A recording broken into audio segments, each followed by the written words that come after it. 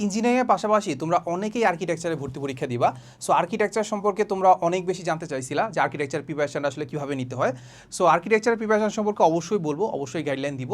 So চলো আজকের ভিডিওতে আমরা মেনলি আলোচনা করবো যে আর্কিটেকচারের যে অ্যাডমিশন টেস্টটা আছে সেটা কীভাবে হয়, কোথায় ভর্তি পরীক্ষা দিতে হয়, কোথায় ভর্তি পরীক্ষা হয় আর কি অ্যাকচুয়ালি, তারপর হচ্ছে এখানে কয়টা সিট আছে, তারপর হচ্ছে আমাদের মার্কস ডিস্ট্রিবিউশনটা কেমন হয়।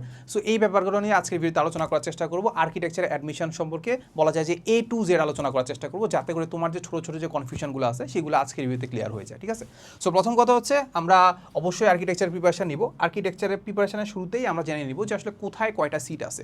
আমরা যদি বুয়েটের কথা চিন্তা করি, অনেকে তো দেখা যাচ্ছে যে ইঞ্জিনিয়ার হওয়ার চেয়েও বা আর্কিটেক্ট হওয়ার চেয়েও সবচেয়ে বেশি ইম্পর্টেন্ট হচ্ছে তার বুয়েটিয়ান হওয়া। সেখানে দেখতে পাবো যে আমাদের বুয়েটে কয়টা সিট আছে। সো বুয়েটে আমাদের সিট আছে হচ্ছে 55টা। ঠিক আছে, চুয়েটে হচ্ছে আমাদের 30টা, রুয়েটে 30টা, কুয়েটে হচ্ছে 40টা, তারপর হচ্ছে খুলনা ইউনিভার্সিটি তো 40টা আছে, তারপর সাস্টে আছে হচ্ছে 30টা।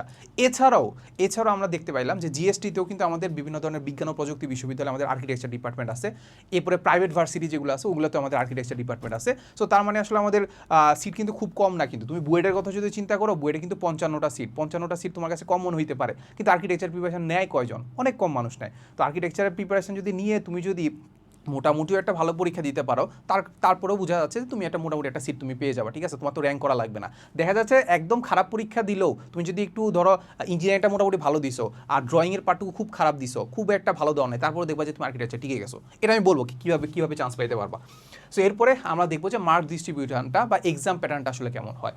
সো প্রথম কথা হচ্ছে প্রথমে এখানে আমাদের সেকশন এ থাকে, যারা শুধুমাত্র ইঞ্জিনিয়ারিং প্রিপারেশন নেয়। তারা আমাদের ফিজিক্স কেমিস্ট্রি ম্যাথে আমাদের 600 মার্কসের একটা পরীক্ষা দিতে হয়, সেটা হচ্ছে 3 ঘন্টা সময় থাকে। ঠিক আছে, যারা আর্কিটেকচারের জন্য পড়তেছো, আলাদাভাবে আর্কিটেকচারের জন্য পড়তেছো, তোমার আর্কিটেক্টই হওয়া লাগবে, তোমারও কিন্তু আসলে ইঞ্জিনিয়ারিং প্রিপারেশনটা নিতে হবে, ইঞ্জিনিয়ারিং এক্সামটা দিতে হবে। তাহলে এই এক্সামটা তোমার মাস্ট দিতে হবে, এটা সবাইকে দিতে হয়। যারা ইঞ্জিনিয়ারিং প্রিপারেশন নিচ্ছে তাদের জন্য, যারা আমাদের আর্কিটেক্ট হওয়ার জন্য প্রিপারেশন নিচ্ছে তাদেরকেও আমাদের সেম পরীক্ষাটা দিতে হয়। ঠিক আছে, ওইখানে আমাদের কত আছে? 600 মার্কস।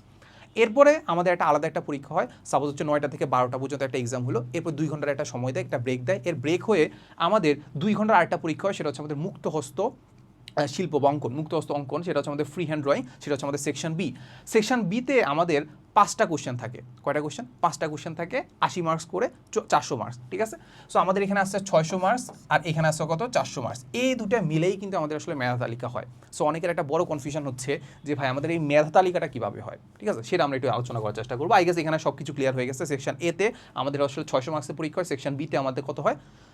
400 মার্কসের, মোট টোটাল হচ্ছে 1000 মার্কসের হচ্ছে এক্সাম হয়। ওকে, এবার আমরা দেখবো যে মেধা তালিকা আসলে কীভাবে করা হয়। ঠিক আছে, তো তুমি যদি কখনো রেজাল্ট দেখো, যে আগের বছর যদি রেজাল্ট দেখো, তাহলে দেখবা যে ওখানে 2টা মেরিট লিস্ট দিছে। কয়টা মেরিট লিস্ট? 2টা মেরিট লিস্ট। একটা হচ্ছে আমাদের আর্কিটেকচারের জন্য আর একটা হচ্ছে আমাদের ইঞ্জিনিয়ারিংয়ের জন্য। এখন দেখো আমি যদি দেখি যে ইঞ্জিনিয়ারিংয়ের জন্য যে এক্সামটা, ওই এক্সামটাতে ইঞ্জিনিয়ারিং, ঠিক আছে, ওই ইঞ্জিনিয়ারিংয়ের সিট আছে 1300-র মতো। 1300 না, 1300 চেয়ে একটু কম আর কি মনে হয়। সো ইঞ্জিনিয়ারিং অ্যাপ্রক্সিমেটলি 1300 কম। সো ইঞ্জিনিয়ারিংয়ের ক্ষেত্রে আমরা যদি দেখি যে ওইখানে যে 600 মার্কস আছে, সাপোজ হচ্ছে তুমি ওই 600 মার্কস আনসার করছো। ঠিক আছে, ওই 600 মার্কসের মধ্যে তুমি পরীক্ষা দিছো। ঠিক আছে, এরপরে কিসে আছে বলো তো? আর্কিটেকচারে তুমি পরীক্ষা দিছো, আর্কিটেকচারে 400 মার্কসের পরীক্ষা দিছো। কত মার্কসে? 400 মার্কসের পরীক্ষা দিছো। এখন বুয়েট যেটা করবে, বুয়েট বা অন্যান্য অন্যান্য যে ইঞ্জিনিয়ারিং ইউনিভার্সিটি আছে, সেটা কী করবে জানো? সবার আগে তোমাকে 600 মার্কসের মার্কস দেখবে। ঠিক আছে, মার্কস দেখলো। সো এই 600 মার্কসে সাপোজ পাইছো তুমি 200। কত পাইছো? 200 পাইছো। 200 পাওয়া মানে কি? তুমি এখানে 50%ও ক্লিয়ার করো নাই, আর মেরিট লিস্ট অনুসারে তোমার দেখা যাচ্ছে তোমার ইঞ্জিনিয়ারিংয়ের চান্স হয় নাই। ইঞ্জিনিয়ারিং যে মেরিট লিস্ট আছে ওইটাতে তোমার একটা ক্রস আসবে, ওইখানে তোমার নামই আসবে না। ঠিক আছে, ওইখানে কি তোমার নামই আসবে না। এরপর আরেকটা মেরিট লিস্ট দিবে আর্কিটেকচারের জন্য। ঠিক আছে, আর্কিটেকচারের মেরিট লিস্ট কীভাবে দিবে? এই 400 মার্কসের মধ্যে না, কিসের মধ্যে দিবে জানো? এই দুইটা যোগ করবে। তুমি 600-তে কত পাইছো আর 400-তে কত পাইছো, এই দুইটা যোগ করে দেখবে যে ধরো সাপোজ হচ্ছে বুয়েটে 330 জন নিতে হবে। ঠিক আছে না, 30 জন কতজন যেন বুয়েটে নিবে? 55 জন। সো এই 55 জনের একটা র্যাঙ্কিং করবে। সো র্যাঙ্কিং করে দেখবে যে এই দুইটা মার্কস মিলে 55 জন কারা, 55 জন, প্রথম 55 জন কারা। যদি তুমি প্রথম 55 জনে না আসতে পারো, তার মানে তোমার এখানেও মেরিট লিস্ট আসবে না, মেরিট লিস্ট আসবে না। যদি এমন হয় যে না, সাপোজ তুমি এখানে হচ্ছে 600 পাইছো না, 600-র মধ্যে সাপোজ হচ্ছে 200 না, 300 পাইছো, 300 পায় তুমি আসলে কী করতে, কী করো নাই, ইঞ্জিনিয়ারিংটা ক্র্যাক করতে পারো না, কোনো সমস্যা নাই। এখানে 300 পাইছো, আর এখানে সাপোজ তোমার অনেক ভালো পরীক্ষা দিয়ে ফেলছো, অনেক ভালো পরীক্ষার মধ্যে 400-র মধ্যে সাপোজ হচ্ছে 300 বা 200 পেয়ে গেছো। এই দুইটার যোগ করে যে মেরিট লিস্টটা হলো শুধুমাত্র আর্কিটেকচারের জন্য, ইঞ্জিনিয়ারিং তুমি চান্স পাও নাই, যে আর্কিটেকচারের যে মেরিট লিস্ট হলো ওইখানে দেখা যাচ্ছে তুমি র্যাঙ্কের মধ্যে 55-র ভিতরে তুমি সাপোজ 30 বা 40 হয়ে গেছে, এমন হইতে পারে। ইভেন অনেকের ক্ষেত্রে এমন হয় যারা ইঞ্জিনিয়ারিংয়ে চান্স পায় নাই কিন্তু আর্কিটেকচারে চান্স পেয়ে গেছে, কারণ দুইটা কম্বাইনলি যোগ করে কি হচ্ছে মোটামুটি একটা ভালো একটা নাম্বার পেয়ে কি করছে আর্কিটেকচারে চান্স পেয়ে গেছে। এটা আমি বুঝাইলাম, দেখছো? তার মানে এখন যারা ইঞ্জিনিয়ারিং প্রিপারেশন নিচ্ছে, যাদের যদি টার্গেট থাকে যে শুধুমাত্র একটা ভার্সিটি আমার হইলে হইলো, মানে সাপোজ বুয়েট হইলে হইলো, তাহলে তোমার যেটা করা উচিত জানো, ইঞ্জিনিয়ারিং তো প্রিপারেশন নিচ্ছ ঠিক আছে, এর পাশাপাশি একটু আর্কিটেকচার প্রিপারেশনটা নিয়ে ফেলো। আর্কিটেকচার প্রিপারেশন নিতে খুব একটা কষ্ট হবে না, ঠিক আছে? ওটা নিয়ে অবশ্যই আলোচনা করবো, বাট এর মাঝখানে আমি বলে রাখি আমাদের যেই আর্কিটেকচার যে প্রিপারেশন যে কোর্স আছে এখানে আমরা মাত্র 13টা লেকচার নিছি। কয়টা লেকচার? 13টা লেকচার। এই 13টা লেকচারের মাঝখানে আমাদের যা যা দরকার আছে সব কিছু তোমাকে এখানে বুঝাই দেওয়া হয়েছে। খুব বেশি তো তোমার প্রিপারেশন লাগবে না, 13টা লেকচার জাস্ট একটু তুমি দেখে যাবা, একটু নিজে হাতে কলমে দেখবা, প্রতিদিন সাপোজ হচ্ছে একটু করে দেখলা, প্রতিদিন না সপ্তাহে ধরে একদিন করে একটু প্রিপারেশন নিলা, কিংবা তোমার যদি মনে হয় যে না ভাই আমার মেইন টার্গেট ইঞ্জিনিয়ারিং, তাহলে কী করবা জানো, জাস্ট ওই ইঞ্জিনিয়ারিং পরীক্ষার আগে 1 মাস আগে জাস্ট একটু কী করবা, ড্রয়িংয়ের ব্যাপারটা একটু দেখে ফেলবা, ঠিক আছে? দরকার হলে যদি নাও দেখো জাস্ট একটু লেকচার নোটগুলো একটু দেখে যাও কোনো একটা পরীক্ষা দিবা, কোনো মতো পরীক্ষা দিলে দেখবা যে তুমি আর্কিটেকচারে চলে আসতে পারো। কীভাবে আসতে পারো তোমাকে আমি একটু বলি।